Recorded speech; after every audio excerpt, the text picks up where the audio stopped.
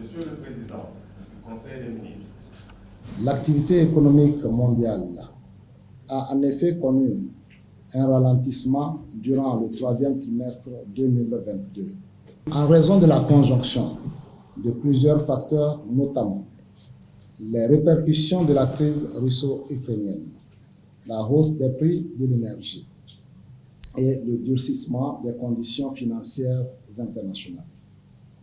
Au sein de l'UEMOA, l'activité économique est toutefois restée dynamique au troisième trimestre 2022, avec une progression de 5,7% du PIB sur un an, soit le même taux de croissance enregistré le trimestre précédent. Cette évolution a été portée par la hausse de la valeur ajoutée dans l'ensemble des secteurs de production. Du côté de la demande, la consommation finale et les investissements sont demeurés soutenus. Ainsi, en dépit des impacts négatifs de l'environnement international, les résultats économiques enregistrés par les pays de l'Union au cours du troisième trimestre 2022, dont les présentations qui vont suivre en fourniront le détail, sont encourageants. Le projet d'ordre du jour soumis à notre appréciation s'articulera autour des points ci-après.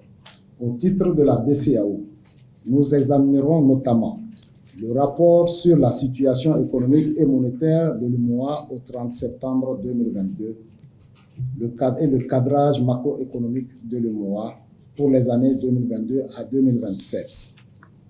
Nous nous prononcerons également sur le projet de décision portant modification du dispositif prudentiel applicable aux établissements de crédit et aux compagnies financières, ainsi que les projets de décision portant désignation des représentants des États au sein du conseil d'administration du Fonds de garantie des dépôts et de résolution de l'UEMOA. Ensuite, nous donnerons notre avis sur les rapports relatifs à la situation du rapatriement des recettes d'exportation à fin septembre 2022 et au programme de la monnaie unique de la CEDEAO.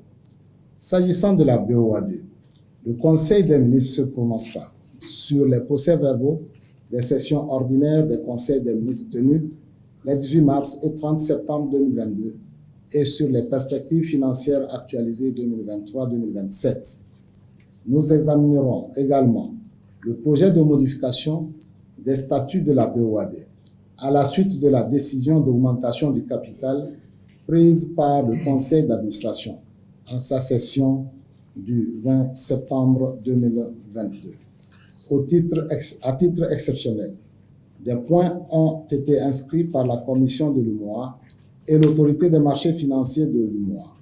Ainsi, en ce qui concerne la Commission de l'UEMOA, nous examinerons le projet de budget au titre de 2023 et le projet de rapport semestriel de la surveillance multilatérale de décembre 2022.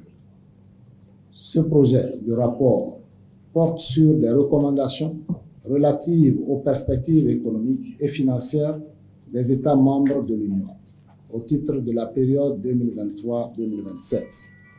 Au titre de l'autorité des marchés financiers, nous examinerons le projet de budget de l'année 2023.